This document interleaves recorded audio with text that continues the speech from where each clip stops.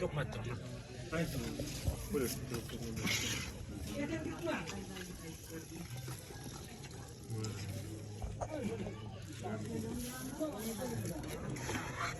Görüş koydu. Hadi bak.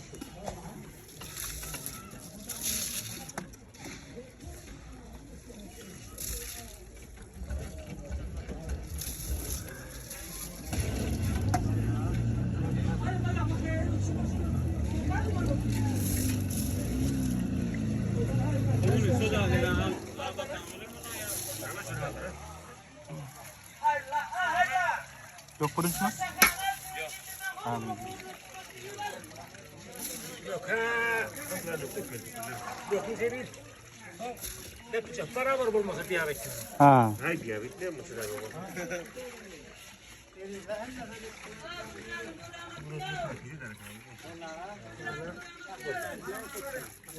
Al koy. Al canım tele. Hadi bu nerede? Tu yok mu? Al kanca. Yakın canım, yakın.